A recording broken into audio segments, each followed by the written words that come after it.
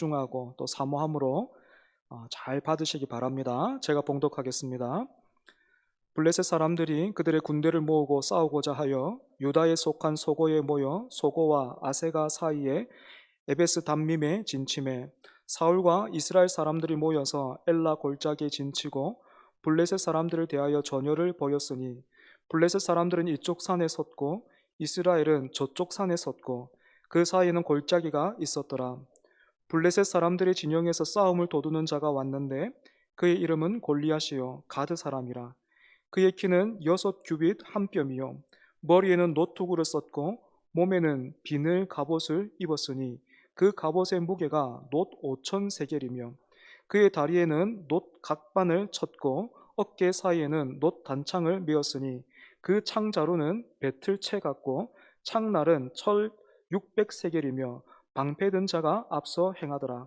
그가 서서 이스라엘 군대를 향하여 외쳐 이르되 너희가 어찌하여 나와서 전열을 벌였느냐? 나는 블레셋 사람이 아니며 너희는 사울의 신복이 아니냐? 너희는 한 사람을 택하여 내게로 내려 보내라. 그가 나와 싸워서 나를 죽이면 우리가 너희의 종이 되겠고 만일 내가 이겨 그를 죽이면 너희가 우리의 종이 되어 우리를 섬길 것이니라. 그 블레셋 사람이 또 이르되 내가 오늘 이스라엘의 군대를 모욕하였으니 사람을 보내어 나와 더불어 싸우게 하라 한지라. 사울과 온 이스라엘이 블레셋 사람의 이 말을 듣고 놀라 크게 두려워하니라. 다윗은 유다 베들레헴 에브랏 사람 이세라 하는 사람의 아들이었는데 이세는 사울 당시 사람 중에 나이가 많아 늙은 사람으로서 8 아들이 있는 중 그 장성한 세 아들은 사울을 따라 싸움에 나갔으니 싸움에 나간 세 아들의 이름은 장자 엘리압이요 그 다음은 아비나답이요 셋째는 삼마며 다윗은 막내라.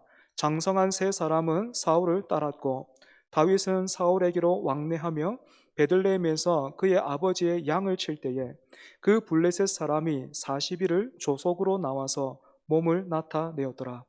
이새가 그의 아들 다윗에게 이르되 지금 내 형들을 위하여 이 볶은 곡식 한 에바와 이 떡 10덩이를 가지고 진영으로 속히 가서 내 형들에게 주고 이 치즈 10덩이를 가져다가 그들의 천부장에게 주고 내 형들의 안부를 살피고 증표를 가져오라. 그때에 사울과 그들과 이스라엘 모든 사람들은 엘라 골짜기에서 블레셋 사람들과 싸우는 중이더라. 다윗이 아침에 일찍이 일어나서 양을 양치는 자에게 맡기고 이새가 명령한 대로 가지고 가서 진영에 이른즉 마침 군대가 전장에 나와서 싸우려고 고함치며 이스라엘과 블레셋 사람들이 전열을 벌이고 양군이 서로 대치하였더라. 다윗이 자기의 짐을 짐 지키는 자의 손에 맡기고 군대로 달려가서 형들에게 문안하고 그들과 함께 말할 때에 마침 블레셋 사람의 싸움 도두는 가드 사람 골리앗이라 하는 자가 그 전열에서 나와서 전과 같은 말을 하매 다윗이 들으니라. 아멘. 임마누엘 찬양대 찬양하겠습니다.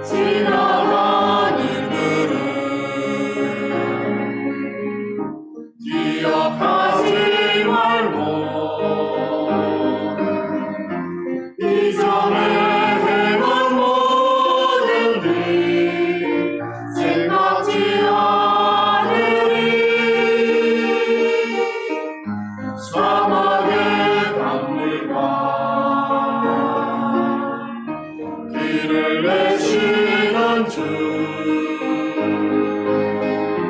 내 안에 세임의 나신 주만 바라보리라.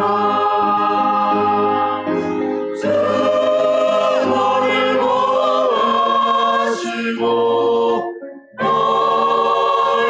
붙드시니 너는 보배롭고 존귀한 주님의 자녀라. 주 너를 구하시고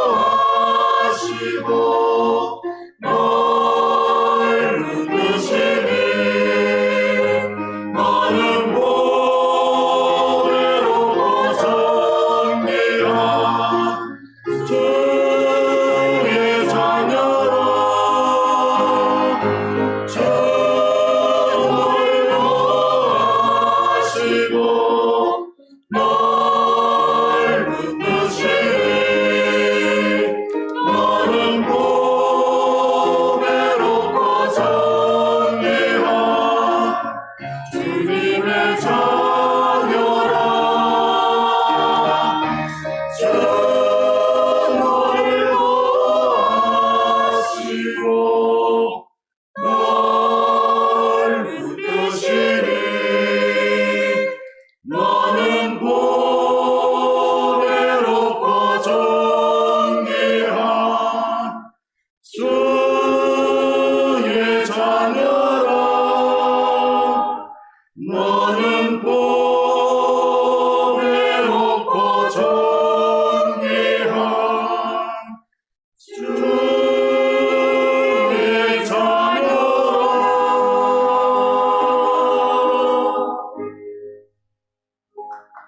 아멘. 감사합니다. 오래전에 슈퍼맨 영화가 인기를 끌었던 적이 있죠. 그래서 아마 이 중에서도 슈퍼맨이 되고 싶어서 한 번쯤은 목에 보자기를 걸쳐 본 그런 분들이 계실 것도 같은데, 그러다 보니까 그때는 보자기를 메고 높은 곳에서 뛰어내리다가 다치는 아이들도 종종 생기고는 했습니다. 성경에도 슈퍼맨만큼이나 유명하고 인기 있는 이야기가 있는데요. 바로 오늘 우리가 읽은 다윗과 골리앗 이야기입니다. 소년 다윗이 물맷돌을 가지고 블레셋의 거인이었던 전사 골리앗과 싸워서 이겼다라는 말씀은 언제나 들어도 신이 나고, 오늘 우리도 다윗과 같은 신앙을 가지고 있다는 이유만으로도 흐뭇함을 느끼게 만들어 주지요. 하지만 저는 다윗과 골리앗의 이야기를 단순히 슈퍼맨 영화를 보는 것처럼 그렇게 영웅적으로 봐서는 안 된다라고 생각을 합니다. 우선은 여러분, 사무엘상 17장이 무슨 이야기를 더 많이 하고 있는지 여러분 한번 보십시오. 17장 전체가 여러분 몇 절로 되어 있습니까? 굉장히 깁니다. 58절로 그렇게 되어 있습니다. 그런데 여러분, 그 중에서요, 다윗과 골리앗이 만나기 전에 이야기가 훨씬 더 자세하게 많이 기록되어 있고, 실제로 다윗이 골리앗과 싸운 이야기는 17장 전체에서 그 분량이 5분의 1 정도밖에는 안 됩니다. 나머지는 하나님께서 기름 부어 세우신 왕이지요, 그 다윗과 또 그 백성들을 돌보시고 세워가시는 놀라운 섭리와 인도에 대해서, 말하자면 하나님이 얼마나 크신 분이신가 하는 것을 말하고 싶어 합니다. 때문에 우리는 다윗으로부터 교훈을 찾아보는 그 일을 해야 되겠지만, 그 일과 동시에 하나님을 더욱 알기를 힘써야 되는 것입니다. 본문으로 들어가서 1절을 보시면 또다시 블레셋이 이스라엘을 쳐들어왔습니다. 이스라엘 역사에 있어서 블레셋은 애굽과 아수르와 바벨론과 함께 손가락에 꼽히는 대적이지. 그런데 이스라엘 백성들에게는 이런 블레셋의 뿌리를 뽑아버릴 수 있는 두 번의 기회가 있었습니다. 제일 첫 번째 기회는 여호수아의 지도 아래에 가나안 땅에 처음 발을 디뎠을 때였는데, 이때 하나님은 가나안 땅에서 살고 있는 모든 이방 민족들을 쫓아내라 그렇게 명령하셨습니다. 하지만 이스라엘 백성들은 아이고 저기에는 철병거가 있어서, 지금으로 말하자면 탱크죠. 탱크 같은 것이 있어가지고 우리한테는 탱크가 없어가지고 좀 힘들어요. 또 저들이 우리보다는 숫자가 많고 너무 똘똘 뭉쳐 있기 때문에 저 사람들도 좀 힘들겠습니다. 또 이만하면 이제 살 만큼 땅을 차지한 것 같으니까 이 정도면 괜찮겠습니다 라는 그런 이유로 가나안 땅의 원주민을 다 쫓아내라 명령하신 하나님의 그 말씀에 불순종했습니다.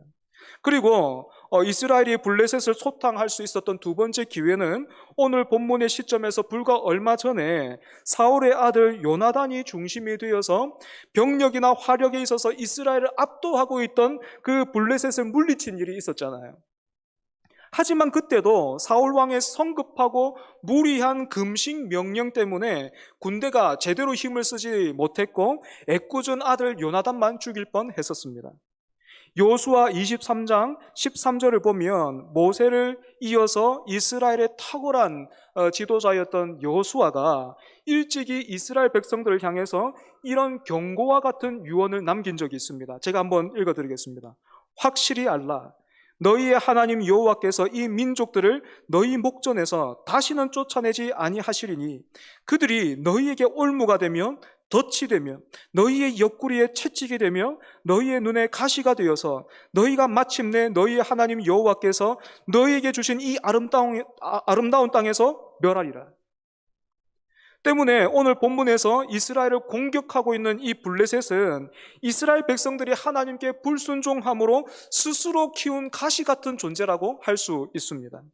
그러면 이런 블레셋이 자신들의 의지 없이 뭔가 뭐에 홀린 듯이 이스라엘을 쳐들어왔는가 하면 그건 그렇지가 않습니다.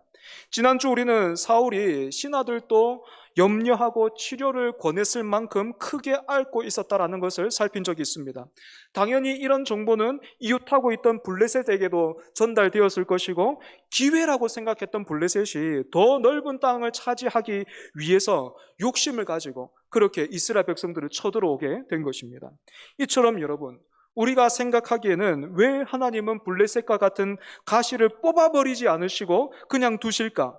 또 왜 그런 가시 같은 존재로부터 하나님의 백성들이 공격받게 하실까? 이런 생각들을 하게 되지만 이 모든 것이 사실은 선하신 하나님의 섭리와 인도하심 아래에 있는 것입니다. 블레셋은 분명 이스라엘의 불순종의 결과이지만 그래서 하나님의 말씀대로 이스라엘에게 함정이 되고 올무가 되고 옆구리에 채찍과 눈에 가시 같은 그런 존재가 되어버렸지만 동시에 하나님은 그런 블레셋이 이스라엘을 해하고도 남을 창과 칼이 되지는 못하도록 억누르고 계시는 거예요. 뿐만 아니라 하나님은 블레셋이 이웃 민족 이스라엘의 리더십이 지금 흔들리고 있다는 소식을 듣고 더 넓은 땅을 차지하려고 하는 그 욕심에 그저 놓아두심으로 이스라엘을 쳐들어올 수 있도록 허용하셨습니다. 지난주에는 하나님께서 사울에게 악령을 보내심으로 고통스럽게 하셨다면 그래서 베들레헴에 있던 다윗을 사울 곁으로 그렇게 인도하셨다면 이제는 그 일하심의 범위가 확대되어서 하나님이 민족과 열방을 움직이고 계시는 것입니다. 때문에 여러분 언제나 그랬듯이 이스라엘에게 있어서 전쟁의 승패와 생사는 이처럼 크신 하나님을 기억하고 그분의 말씀을 순종하는 데 있습니다. 성경에서 이 사실을 가장 잘 보여주는 사건이 있다면 가나안 땅 정복 전쟁의 시작을 알렸던 그 여리고성 전투와 아이성 전투를 꼽을 수가 있겠지요. 그렇게나 견고했던 여리고성이 엿새 동안은 매일 한 바퀴씩을 돌고 마지막 7번째 날에는 7번을 돈 뒤에 제사장이 부는 나팔 소리에 맞춰서 일제히 외치라 하신 하나님의 명령에 순종하자 거짓말처럼 그 여리고성이 무너져 내리기 시작했습니다. 하지만 규모에 있어서 여리고성과는 비교할 수 없을 정도로 작았던 아이성 전투에서는 어이없게도 이스라엘 백성들이 패배하고 말지요. 이유가 무엇이었습니까? 여리고성 전투에서 아무것도 취하지 말라 하나님께서 명령하셨는데 그 명령을 아간이라는 사람이 어겼기 때문에 그렇지. 아니 겨우 한 사람이 불순종했는데 그 사람에게만 그렇다면 죄를 묻고 또 책임을 따지고 그렇게 죄를 다루면 될 것 같은데 어떻게 공동체 전체가 그 일에 대한 책임을 져야 합니까? 이건 너무하고 또 부당합니다. 혹시 이렇게 말씀하실지 모르겠지만 하나님이 원하시는 것은 단순히 성을 무너뜨리고 전쟁에 이겨서 땅을 차지하면서 거기에서 잘 먹고 잘 사는 것이 아니라 바로 하나님을 닮은 거룩함이고, 그래서 이스라엘 백성들은 하나님의 말씀에 온전히 순종하고 충성해야 하는 존재라는 것을 처음부터 확실하게 가르쳐 주셨던 것입니다. 때문에 다시 한번 말하자면 이스라엘에게 있어서 승패와 생과 사는 전력과 작전에 달려 있는 것이 아니라 살아계신 하나님을 기억하고 그 하나님이 애굽보다 크시며 가나안 땅의 모든 민족과 그 민족들이 섬기던 우상들보다 훨씬 크고 높으신 분이심을 믿고 순종하는 데 있습니다. 그런데 지금 사울이 이끄는 이스라엘의 모습이 여러분 어떻습니까? 골짜기 하나를 사이에 두고 이스라엘과 블레셋 군대가 서로 지금 대치하고 있는데, 블레셋 쪽에서 싸움을 도두는 사람이 한 사람 나왔습니다.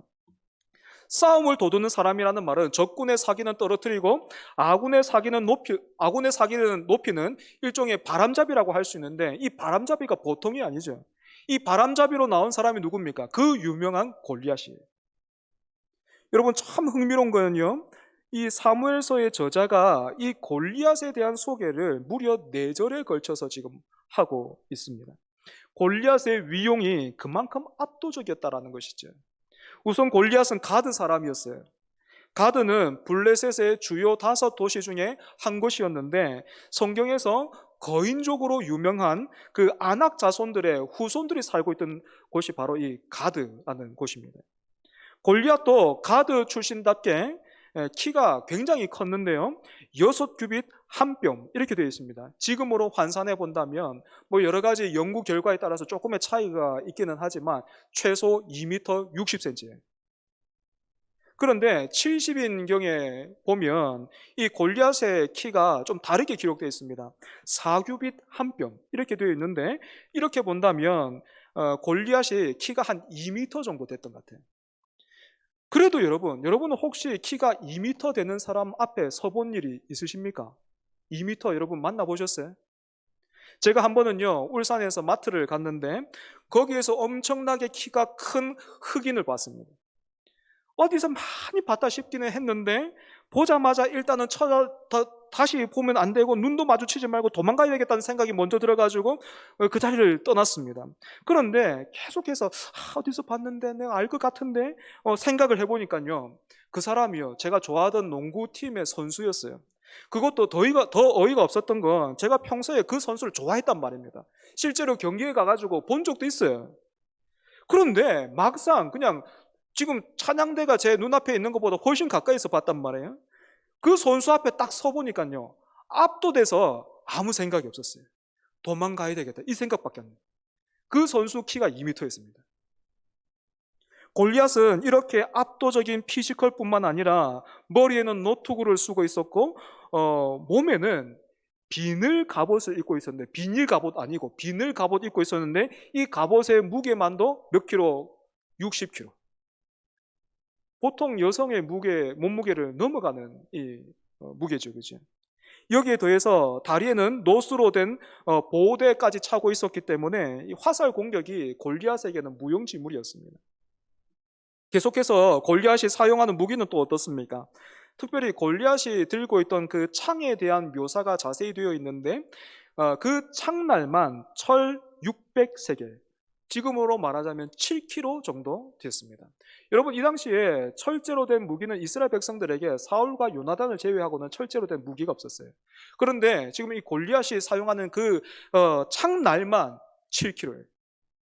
볼링을 치는 분들은 아실 텐데 여자분들이 주로 사용하는 그 공의 무게가 7파운드에서 많으면 최고 무거우면 한 9파운드 정도까지 그렇게 되죠. 그죠? 여러분, 9파운드가 몇 킬로인 줄 압니까? 4kg쯤 됩니다.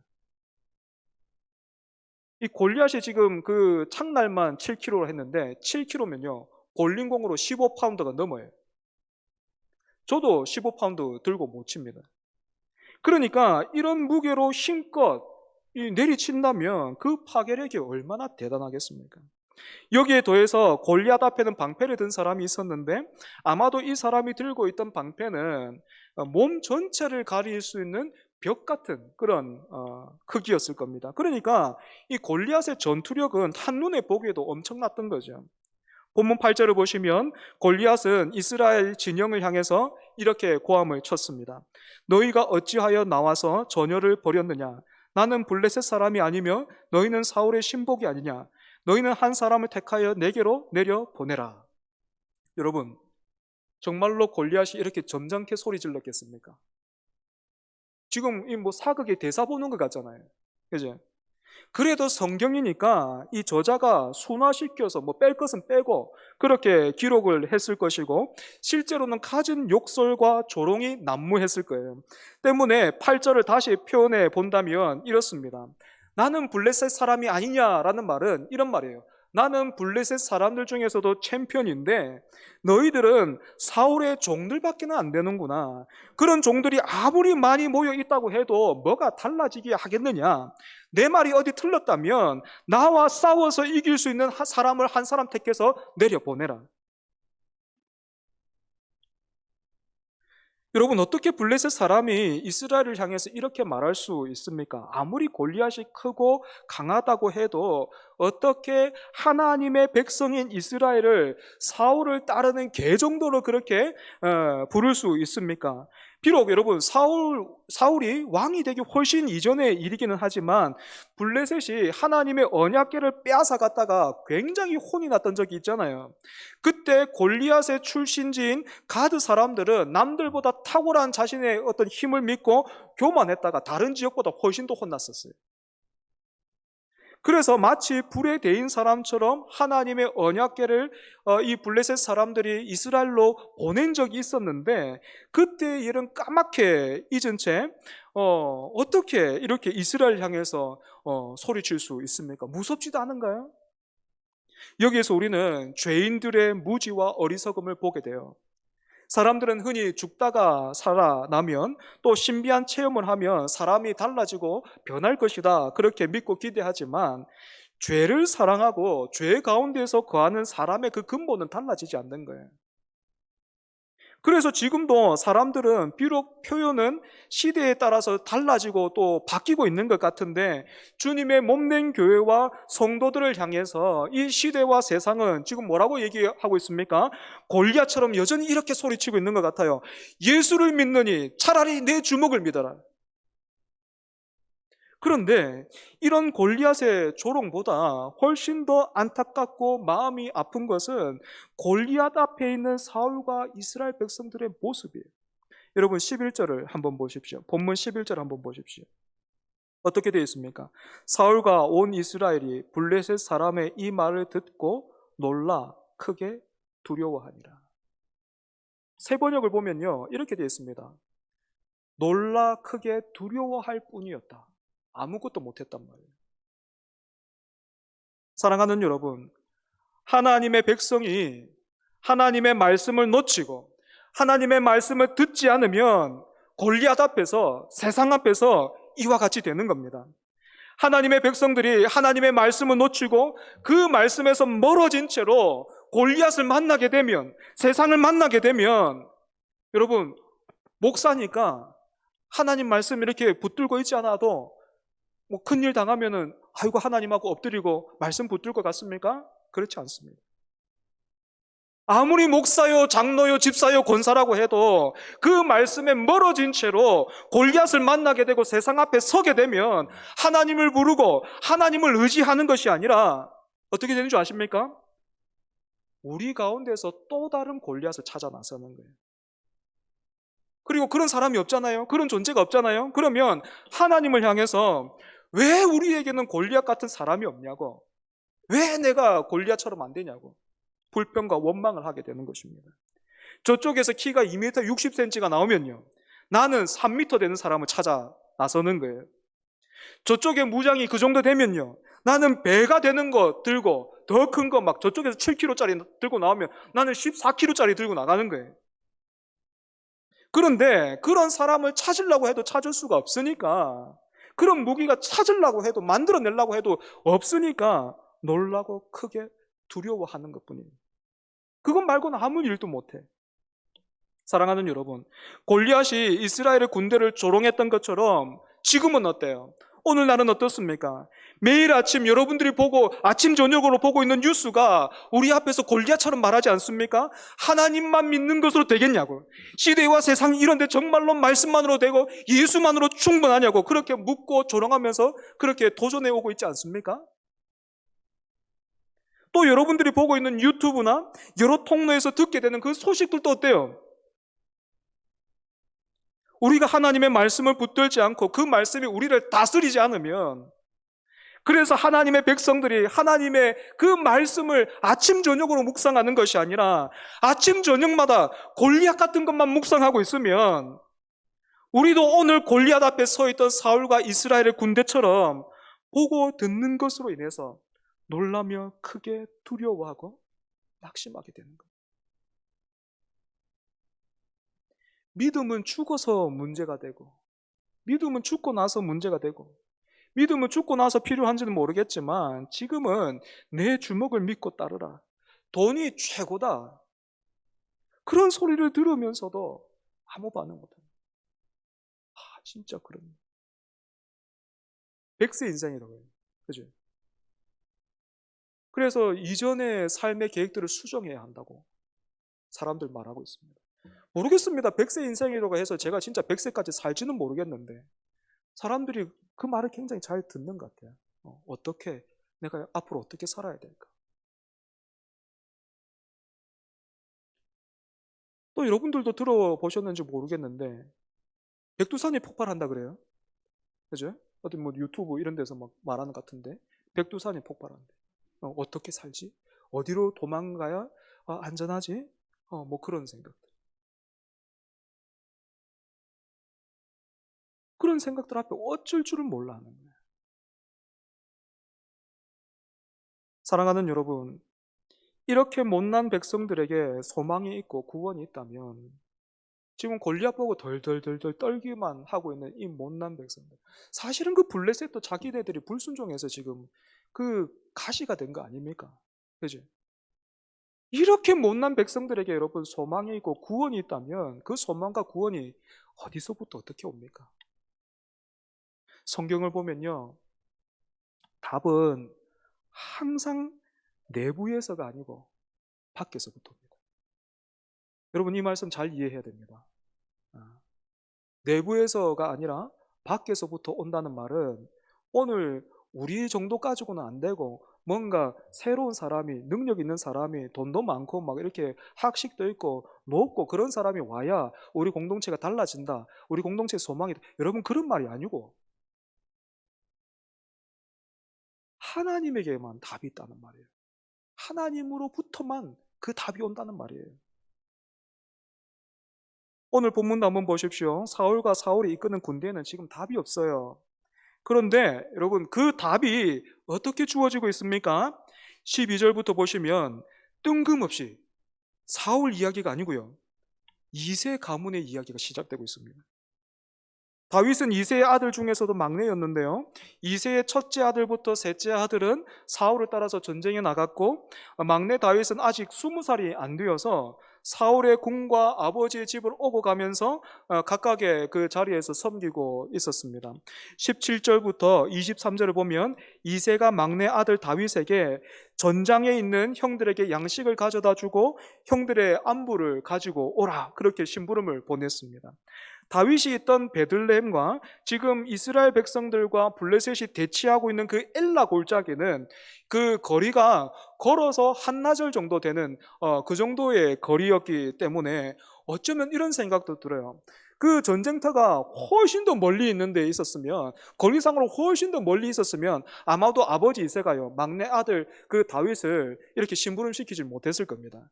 그런데 이렇게 한나절 정도 되는 거리에서 지금 전쟁이 일어난 것을 보면 어쩌면 하나님이 이 다윗과 이스라엘 백성들을 위해서 그 장소마저도 미리 선택하고 계신다 하는 그 생각을 하게 됩니다.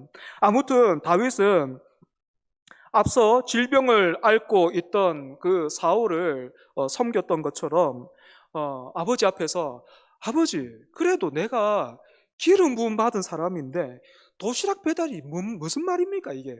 여러분 뭐 이런 불평 하나 없이 아버지로부터 받은 명령에 그 하찮아 보이는 이 심부름도 잘 감당했습니다. 그런데 여러분 17절부터 다시 가만히 보시면 이렇게 다윗을 보낸 아버지 이새가 강조하고 있는 말이 있어요. 강조하는 대상이 있어요.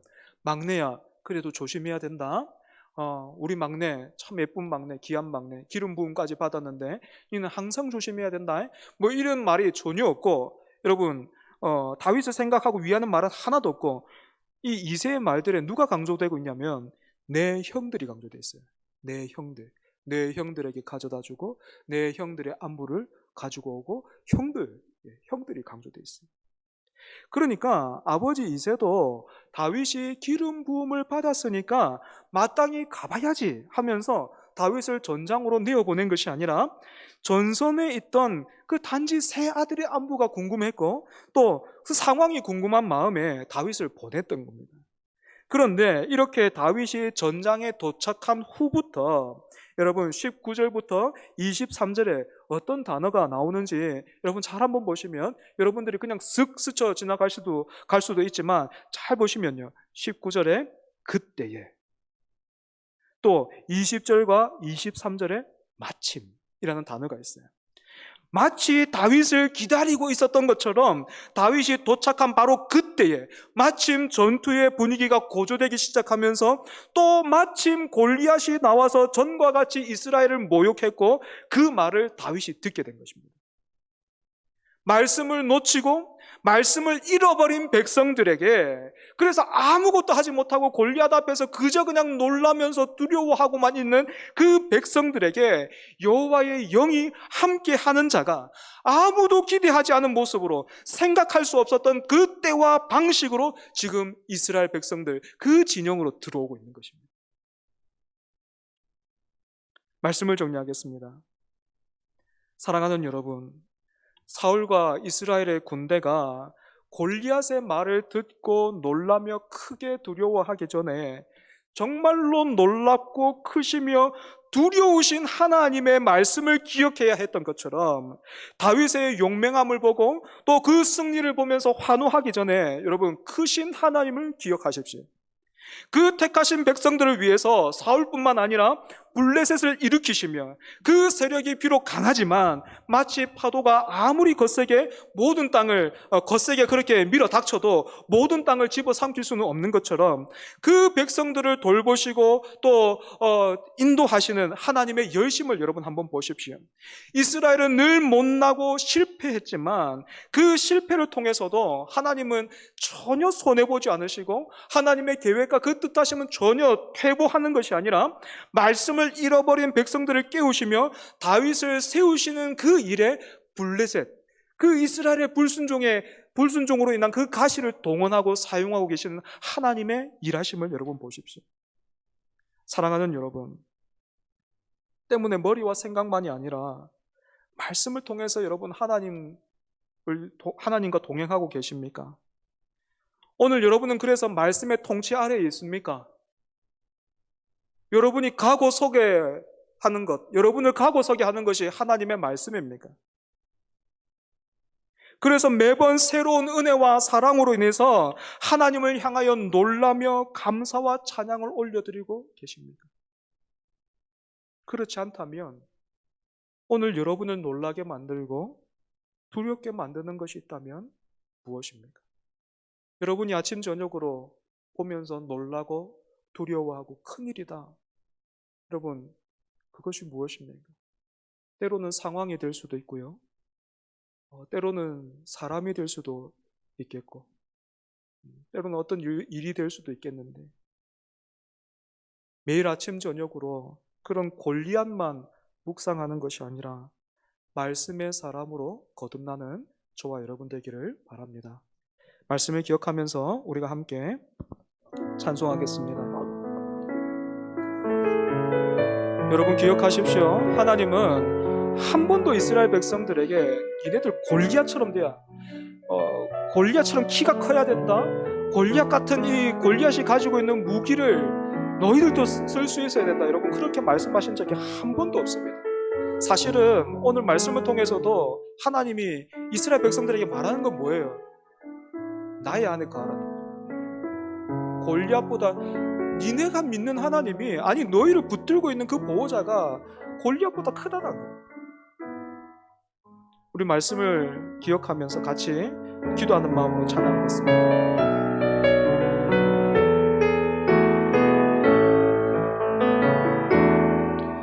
나의 안에 거하라. 나는 내 하나님이니 모든 환난 가운데 너를 지키는 자라. 두려워하지 말라. 내가 널 도와주리니 놀라지 말라. 내 손 잡아주리니. 다시 한번 나의 안에 거하라.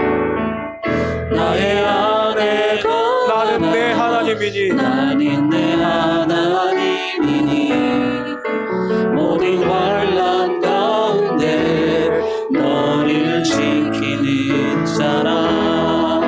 두려워하지 말라. 내가 널 도와주리니 놀라지 마라.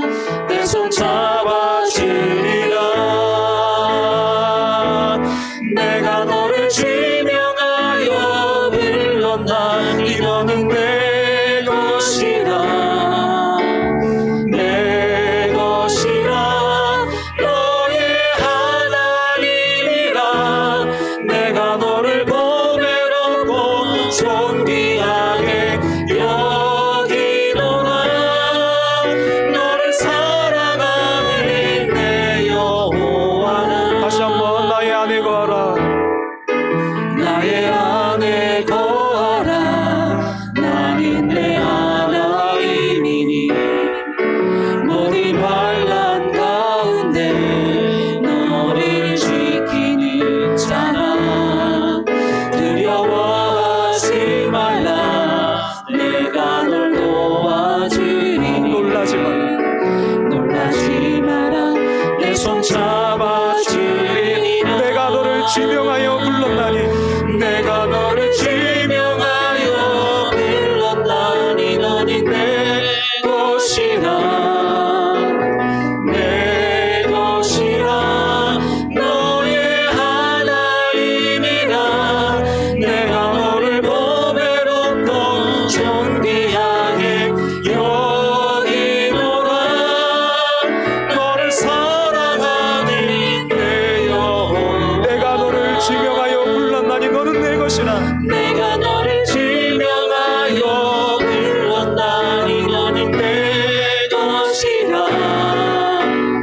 내 것이라. 너의 하나님이라. 내가 너를 보배롭고 존귀하게 여기노라. 너를 사랑하는 내 여호와라. 사랑하는 여러분, 이 시간에 함께 기도했으면 좋겠습니다. 여러분, 아침 저녁으로 여러분 무엇을 묵상하고 계십니까? 뉴스를 보시면서, 유튜브를 보시면서 무엇을 묵상하고 계십니까? 순서가 바뀌어 있지 않습니까? 골리앗의 그 위용을 보면서 하나님, 나도 저런 칼 좀 주십시오. 하나님, 왜 나는 이렇게 작습니까? 이런 모습으로 이거 주신 거 가지고 내가 세상 어떻게 살아요? 여러분, 그렇게 반응하고 있지 않습니까? 여러분, 순서가 바뀐 거예요. 아침 저녁으로 묵상해야 되는 것은, 아침 저녁으로 우리가 붙들어야 되는 것은 하나님의 말씀입니다. 그 말씀이 우리를 다스려야 돼요. 그 말씀으로 하나님을 다스리려고 하는 것이 아니고, 그 말씀으로 어떻게 하든지 법칙과 공식을 만들어서 하나님을 다스리려고 하는 것이 아니라 우리가 하나님의 말씀을 다스림을 받아야 하는 것입니다. 여러분, 여러분의 중심에 말씀이 있습니까? 아니면 여러분은 또다시 골리앗처럼 만들어 달라고 하고 있을 거예요. 나를 좀 크게 만들어 주십시오. 나를 좀 멋있게 만들어 주십시오. 이런 모습으로 내가 어떻게 산단 말입니까? 여러분, 그렇게 하고 있을 거예요. 여러분, 아닙니다. 뭐라고 말씀하세요? 하나님이 블레셋을 붙들고 뭐라고 말씀하세요? 나의 안에 거하라. 나의 안에 거하라. 내 말씀이 너희 안에 거하라 말씀하시잖아요. 이 말씀에 반응하는 우리가 될 수 있도록, 말씀의 사람이 될 수 있도록, 나의 안에 거하라 하시는 그 말씀에 반응할 수 있도록 함께 기도하겠습니다. 하나님 아버지 은혜를 감사합니다. 하나님, 우리가 살아왔던 지난 일주일의 삶과 어쩌면 우리의 평생의 그 모습이 하나님 사울과 그 사울의 그 군대 그 모습과 하나님 별반 다를 것이 없었는데, 그럼에도 불구하고 하나님 놀라우신 그 은혜와 하나님의 그 신실하심으로 오늘도 우리를 말씀으로 예배 자리로 인도하여 주셔서, 하나님 문제는 너희의 승과 또 패는 생과 사는 그 골리앗처럼 커지면 되는 것이 아니고 골리앗보다 더 큰 무기를 가지면 되는 것이 아니라 나의 안에 거하라. 내가 저 골리앗보다 크다. 내가 세상을 만들었고 세상을 다스리고 있고 지금도 하는 그 뜻을 이루고 있고 그 나라를 세워가고 있으니 나의 안에 거하라. 나의 말씀 안에 거하라. 그 말씀의 다스림과 통치 안에 거하라. 하나님 그렇게 말씀하고 계십니다. 그 말씀에 하나님 아버지 우리가 옳게 반응하고 제대로 반응할 수 있도록 주여 은혜 다하여 주시옵소서. 골리앗처럼 크게 만들어 달라고, 골리앗이 들고 있는 건 나도 들어야 되겠다고, 그래야 하나님 내가 살 수 있다라고 하나님 그렇게 부르짖고 외치는 것이 아니라, 주님 나의 안에 거하라 말씀하시고 내가 거룩하지 너희도 거룩하라 하신 그 말씀에 하나님 이제는 아멘 반응할 수 있도록 주여 은혜 다하여 주시옵소서. 하나님 더 이상 어리석은 길로 가지 말게 하여 주시고 더 이상 감박하지 않도록 주여 은혜 다하여 주시옵소서. 아버지 하나님 용서해 주십시오. 하나님 예배하라고 우리에게 복 주시고자 하나님께서 말씀을 우리에게 성경 허락하셨는데, 하나님 우리는 오히려 그 말씀의 다스림을 받기보다는, 그 말씀의 통치를 기뻐하기보다는 그 말씀에서 내게 유리한 것들만 골라내어서 하나님을 다스리려고 했습니다. 하나님을 부리려고 했습니다. 나도 골리앗처럼 커야 되겠고 내게도 골리앗이 들고 있는 것 저것 정도는 있어야 내가 살 수 있지, 내가 예수 믿는다 할 수 있지, 이게 뭐냐고 그렇게 불평하고 원망하면서 살았습니다. 이스라엘이 불순종으로 인하여서 블레셋이 가시 같은 존재가 되었다면, 하나님 오늘 내 삶에는 내 불순종으로 인하여서, 우리의 불순종으로 인하여서는 얼마나 많은 그런 가시와 옆구리의 채찍과 올무들이 내 스스로 그렇게 던지고 나를 그렇게 내던지면서 살았는지요. 그럼에도 불구하고 블레셋이 크고 강했지만 감히 이스라엘을 없앨 수 없었던 것은 그 보호자가 하나님이셨기에, 하나님이 그들을 붙들고 계셨기에, 하나님이 그 블레셋을 붙들고 계시며 계속해서 나의 안에 거하라. 내가 골리앗보다 크다. 나의 말씀 안에 거하라. 그러면 이길 수 있다. 너희들의 삶의 성공과 실패가, 생과 사가 여기에 있다. 말씀하신 것처럼 오늘 또 우리를 예배의 자리로 불러주셔서 감사합니다. 하나님, 어쩌면 우리가 이제까지 평생을 그렇게 하나님을 부리려고만 했는지 모르겠는데, 간절히 원하기는 이제는 그 하나님의 말씀에 옳게 바르게 반응할 수 있기를 원합니다. 말씀을 아침 저녁으로 열어서 가까이 하며 세상보다 크신 하나님, 그 하나님을 믿고 잘 섬기는 말씀의 사람이 다 될 수 있도록 우리를 붙들어 주시옵소서. 예수님 이름으로 기도합니다. 아멘.